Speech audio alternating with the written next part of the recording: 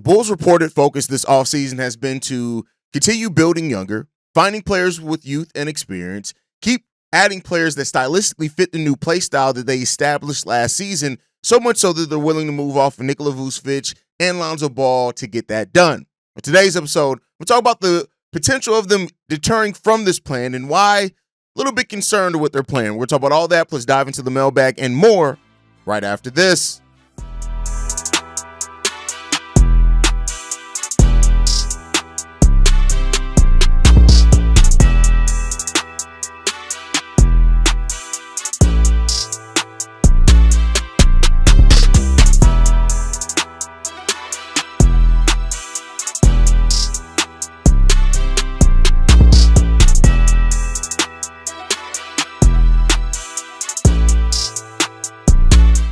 What's going on, Bulls fans? Welcome to another episode of Chicago Bulls Central, your number one spot for everything Chicago Bulls related. I'm the host there, Haize, but more importantly, you guys can follow the channel at Bulls Central Pod on every social media platform we happen to be on. With that said, let's go ahead and get into this content today, y'all. And so the Bulls' commitment, right, to going younger, they're committed to a new play style, getting up and down the court, so much so that they're willing to move off players. We've heard that even kind of their focus in the draft is players more so that fit the players that they have on this team, as well as that play style. And it's not even just about position. It's more about fit. They are prioritizing that fit more than a particular position. Now, that's a dangerous spot to be in, right?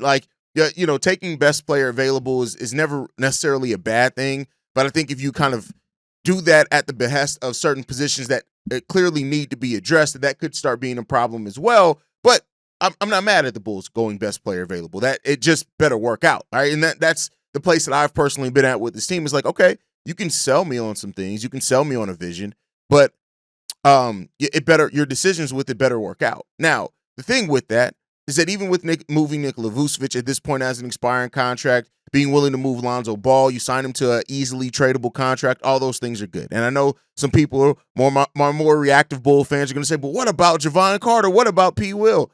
Again, P. Will is probably going to be here for a while. Jevon Carter's contract is expiring unless he's included as a piece in another deal. He's more than likely going to be here.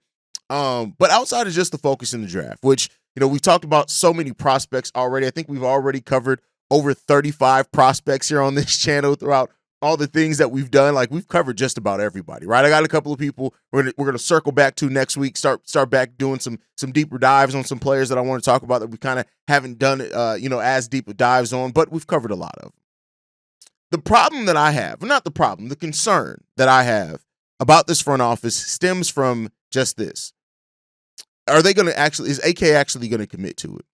One of the problems with AK is that, at least from what we know about him through what he's done with the Bulls so far, is that once he sees or feels a bit of competitiveness, he almost goes all in as if they're already a contender, right? For example, making the trade for Nikola Vucevic with Zach LaVine wasn't necessarily, yes, you gave up first-round picks, and there's that part of it. It sucks, right? You gave up first-round picks, but it comes back to Zach and Vooch probably would have made the playoffs that year. Zach went down with COVID.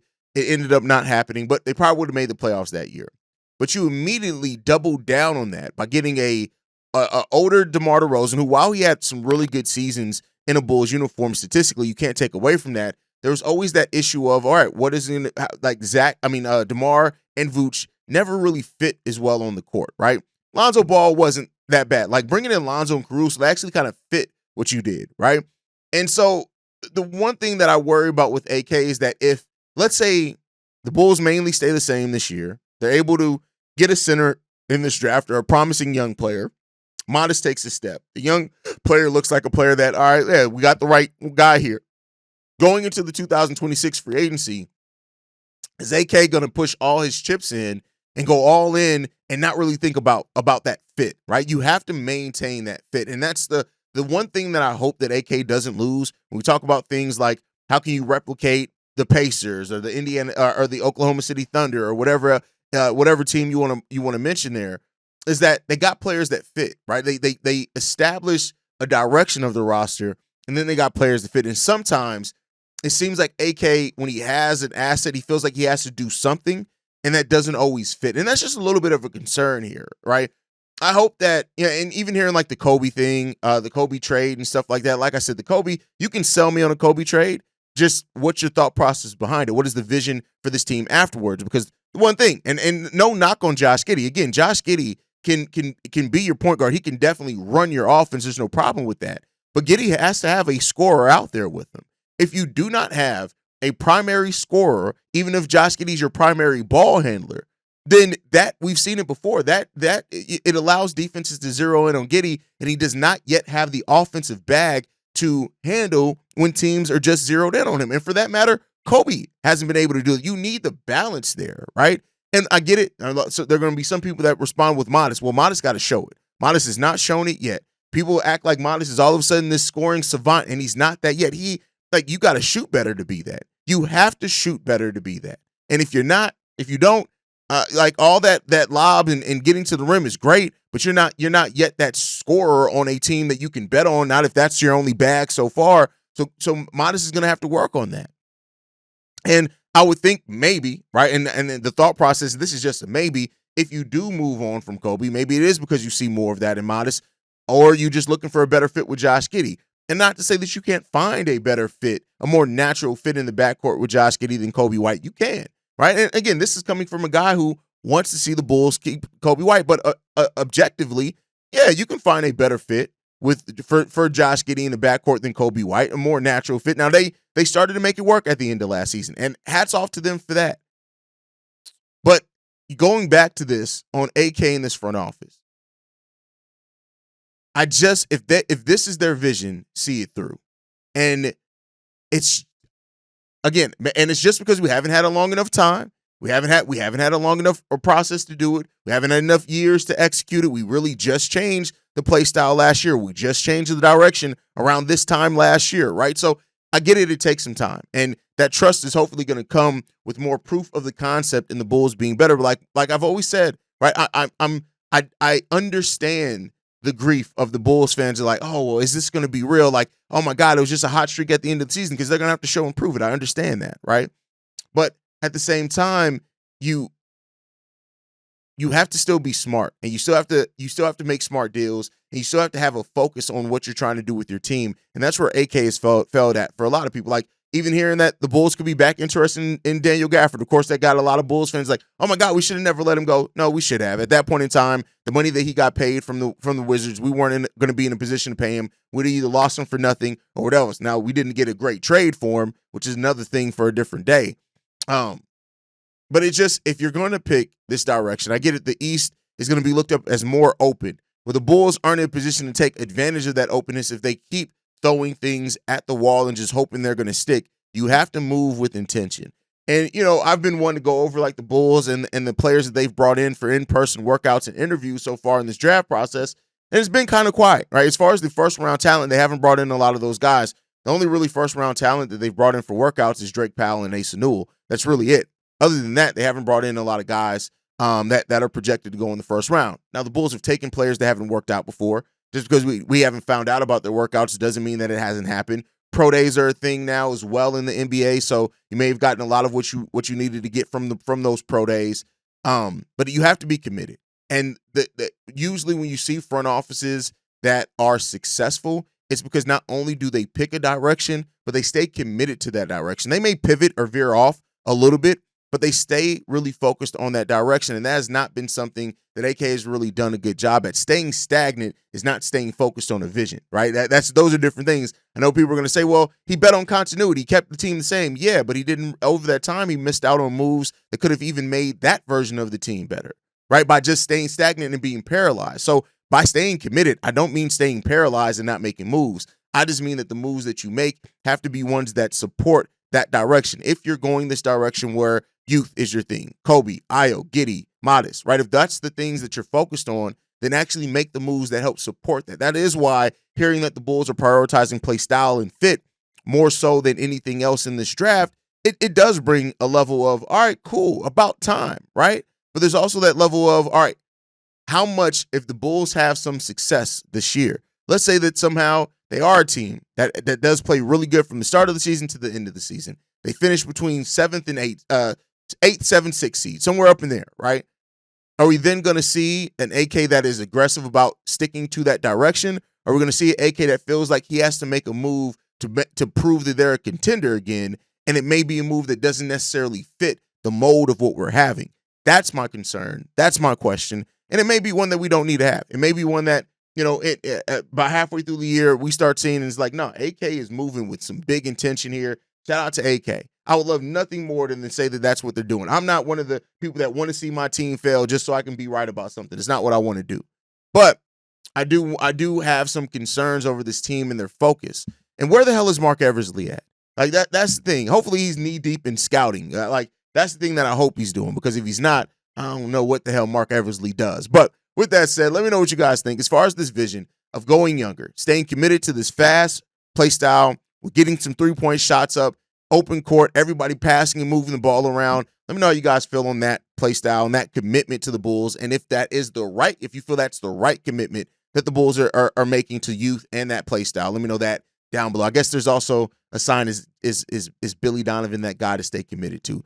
Third longest tenured coach in the NBA at this point in time now. Like, how much longer are you going to stay committed to Billy Donovan? Like, I mean, hey, shout out to Billy for what he was able to do last year. As far as actually changing the play style, establishing the 20-second shot clock in the summer. Shout out to all those things. But is Billy going to be the guy to be able to get you where you need to go? That's the story for another day. Maybe we'll talk about that a little bit on tomorrow's episode. But let's go ahead and get into this mailbag, man. This first voicemail, this one's from Ed. Yo, what up, Haize? This is Ed. I wanted to know what you thought about Noah from Georgia.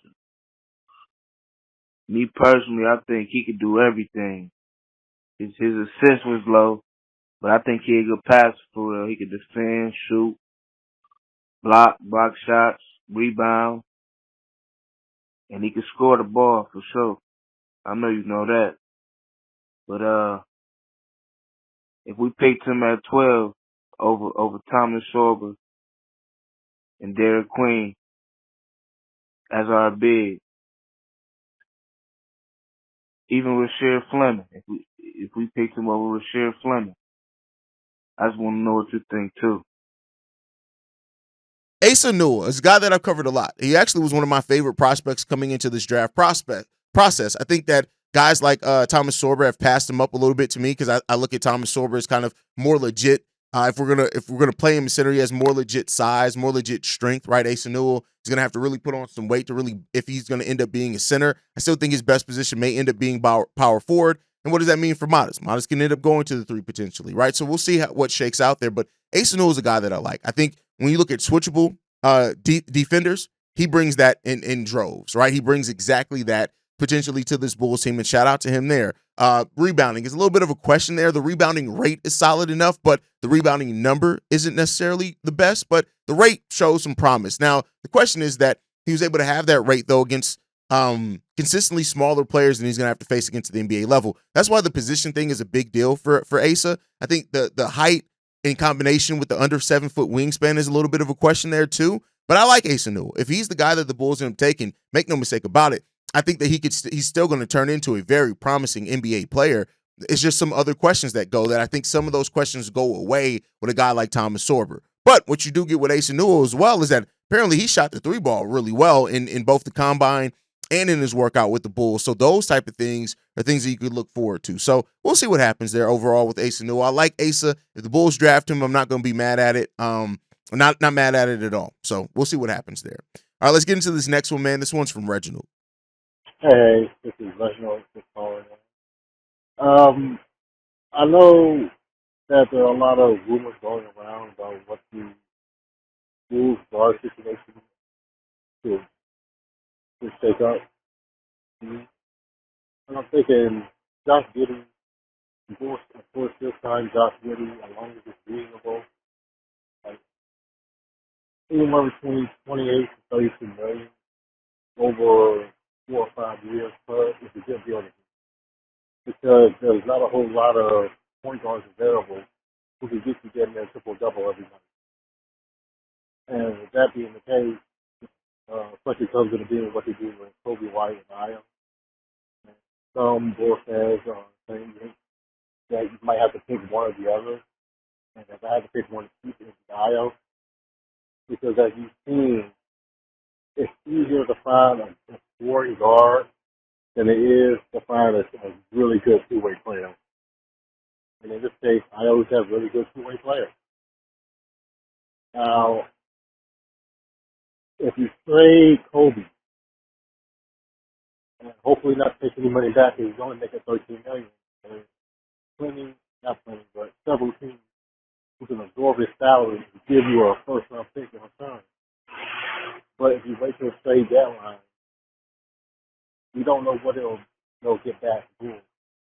And I'm saying this because last year, around the trade deadline, I believe you said the Bulls couldn't get so much as a second-round draft pick for him because he was shooting that poorly. He was shooting like 40% from the field, around 30% from three. He was hardly getting to the free throw line, and he was letting guys get past him every which way on defense. He was that bad. Now you might be able to get a first round for him, just outside the lottery pick this year.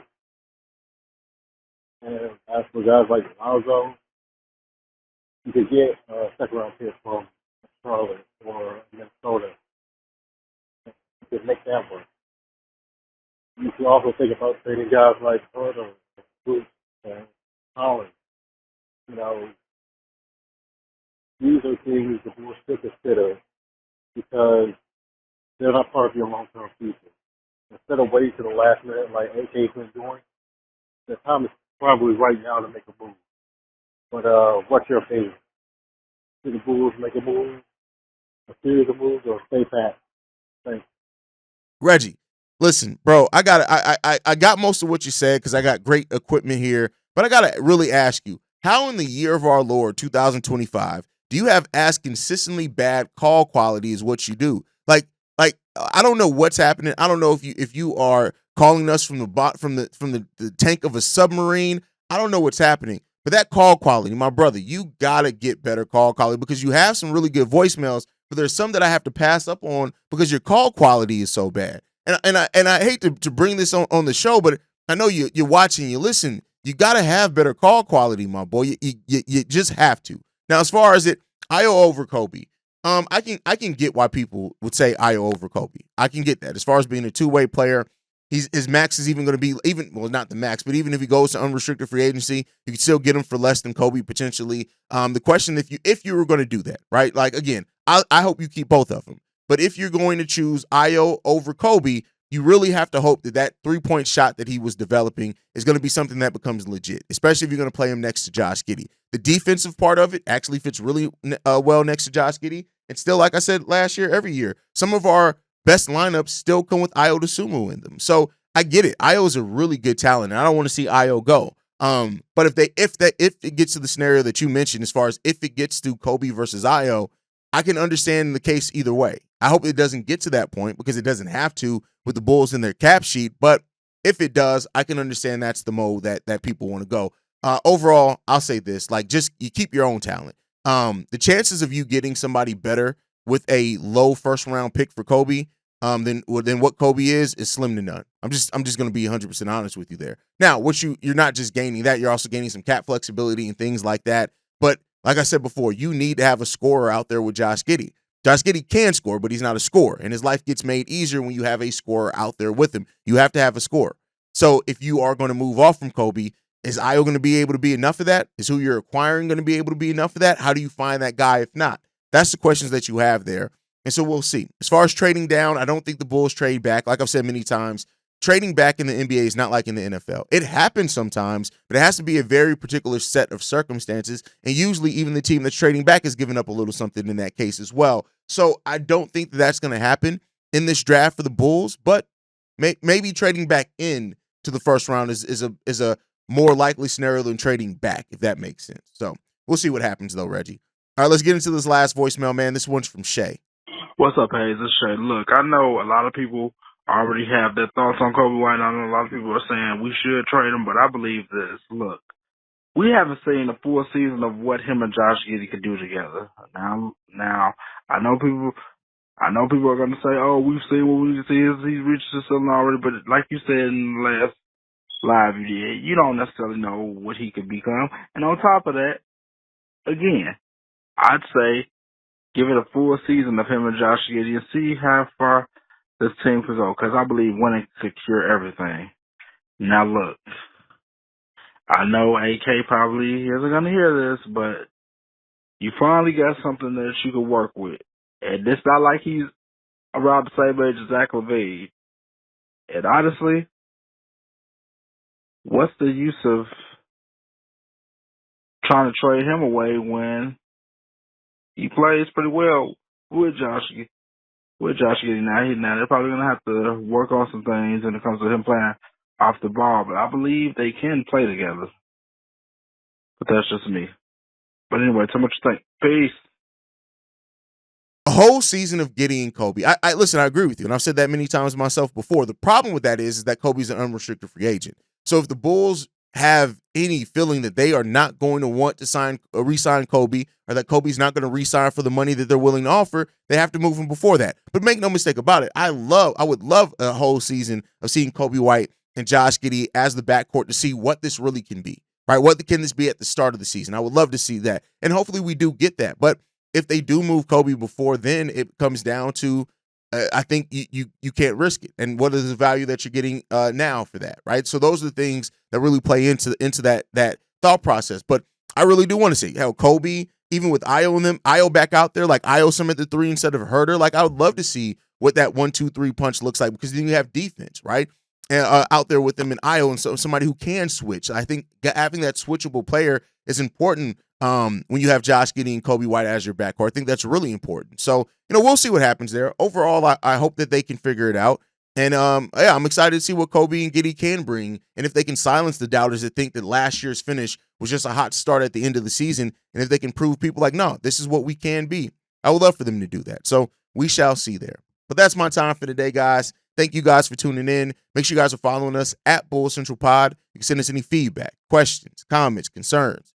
BullsCentralPod@gmail.com. Lastly, if you want to leave a text message and our voicemail for the mailbag, the number to do so, 773-270-2799. We are the #1 spot for everything Chicago Bulls related, but that's thanks to you, lovely and beautiful people. And like I like to end every episode on, go Bulls. Love you guys. See you right if you can, y'all. Peace. This has been a presentation of the Break Media.